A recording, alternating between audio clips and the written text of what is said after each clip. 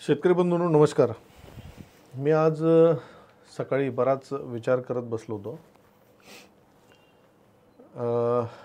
आता जे मी बोलणार आहे याचा फार काही उपयोग होईल असं मला वाटत नाही, पण कुठेतरी विचार व्यक्त केले पाहिजेत म्हणून तुमच्याशी बोलण्याचा हा प्रयत्न आहे। मला हे कळत नाही की प्रत्येक राजकारणाला मतं पाहिजे असतात आणि मी कुठल्याच पक्षाचं या ठिकाणी प्रतिनिधित्व करत नाही किंवा मला कुठल्या पक्षाशी काडी मात्र घेणं देणं सुद्धा नाही। प्रत्येक राजकारण्याला किंवा प्रत्येक आमदाराला किंवा प्रत्येक खासदाराला किंवा प्रत्येक पक्षाला निवडून येण्यासाठी मतं हवी असतात आणि भारताचा कुठल्याही राज्याचा विचार केला जवळपास 60 ते 70% लोक प्रत्यक्षपणे किंवा अप्रत्यक्षपणे हे शेतीशी निगडित आहेत। शेतकरी आहेत, शेतमजूर आहेत, शेतात राबणारे लोक आहेत।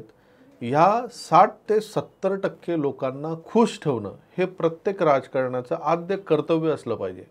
जर त्याला मतं पाहिजेत, जर त्याला निवडून यायचं आहे, जर त्याचा पक्ष त्याला निवडून आणायचा आहे आणि शेतकऱ्याला खुश ठेवणं फार सोपं आहे। म्हणजे ह्या लोकांना एवढा वेळ का लागतोय किंवा एवढा यांना त्रास का होतोय मला कळत नाही। 60% लोक खुश झाल्यानंतर 30-40% जे राहिलेले लोक आहेत हे थोडेफार नाराज जरी झाले तरी चालणार आहे।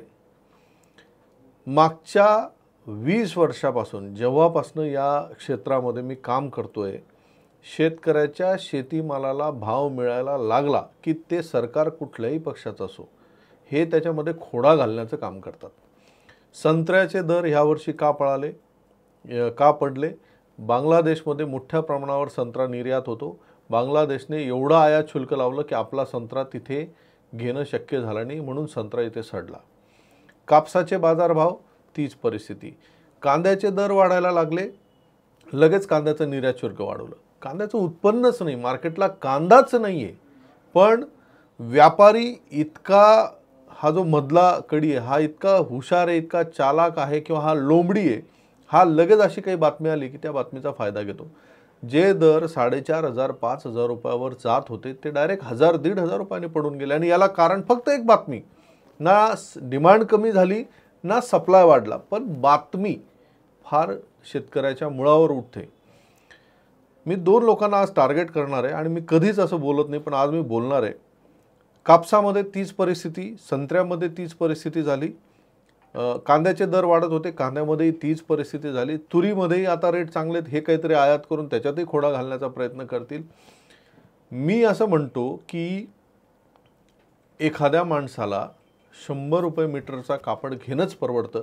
तो रेमंडच्या कापडाचं बोंब मारत फिरत नाही ना की बुवा रेमंडचा कापड इतका महाग आहे। तुम्ही कांदा नका खाऊ मित्रांनो, तुम्ही थोडे दिवस तुरीची डाळ नका खाऊ, मसूरची डाळ खा, मुगाची डाळ खा, उडदाची डाळ खा किंवा बिना डाळीचे खा, काही फरक पडणार नाही, कुठलाही माणूस मरणार नाही आहे।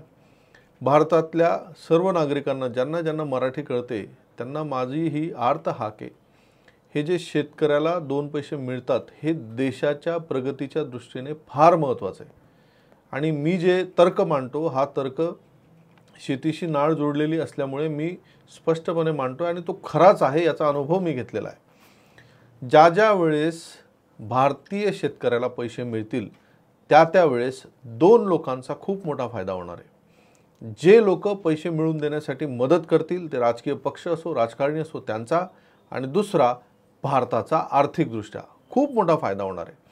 माझ्या पाहण्यातले जेवढे शेतकरी आहेत यांना जेव्हा जेव्हा पैसे होतात, कुणाला 10 लाख रुपये पपईमध्ये झाले, कुणाला टोमॅटोमध्ये 15 लाख रुपये झाले, टोमॅटोतही तसंच केलं, बोंब मारून मारून टोमॅटोचे भाव पाडले। ह्या शेतकरी बांधवांना ज्या वेळेस पैसे होतात तो सगळा पैसा त्याला इन्व्हेस्टमेंट जी म्हणतो आपण किंवा मार्केटला रिटर्न देणे जे म्हणतो तर त्याचे प्रकार खूप वेगळे आहेत। एखादा शिक्षक, एखादा व्यापारी, एखादा बिझनेसमन किंवा एखादा IITians, हे जे मोठे मोठे लोक आहेत, इंडस्ट्रियलिस्ट, यांची इन्व्हेस्टमेंटचे प्रकार वेगळे आहेत, शेतकऱ्याचे इन्व्हेस्टमेंटचे प्रकार वेगळे आहेत मित्रांनो। तो शेअर मार्केटमध्ये पैसे टाकत नाही किंवा तो प्लॉट खरेदीमध्ये जात नाही किंवा तो कन्स्ट्रक्शन बिल्डिंग उभी करत नाही, तो सगळ्यात पहिले त्याच्या शेतीशी निगडीत असलेल्या गोष्टी घेतो. तो ट्रॅक्टर घेईल, तो पाईपलाईन करेल, तो ट्यूबवेल करेल, तो विहीर खोदेल, त्यानंतर तो घर बांधेल किंवा दुसरी शेती विकत घेईल किंवा शेती करायला घेईल. तो मॅक्झिमम इन्व्हेस्टमेंट शेतीशी निगडीत करतो, म्हणजेच हा पैसा पूर्णपणे मार्केटला परत जातो. तो एफ डी करत बसत नाही.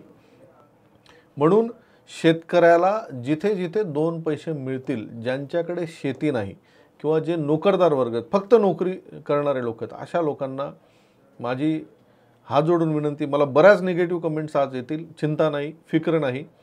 त्या लोकांना हात जोडून विनंती, बाबांनो, इथून पुढे तुम्हाला ज्या गोष्टीचे रेट जास्त वाढतील ते रेट, ते प्रॉडक्ट किंवा ती वस्तू, तो कांदा असेल, तुरीची डाळ असेल, थोडे दिवस स्किप करा, थोडे दिवस त्याला दुर्लक्ष करा.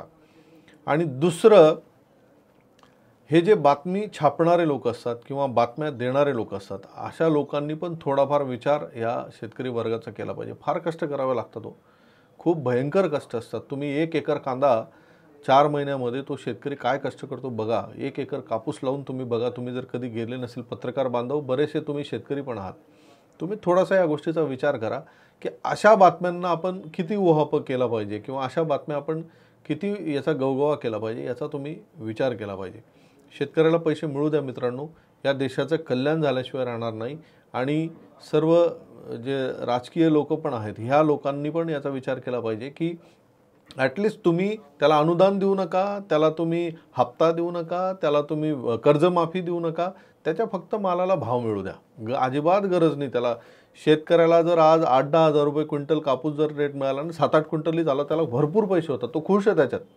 त्याला कसल्याच अनुदानाची, कर्जमाफीची गरज पडणार नाही.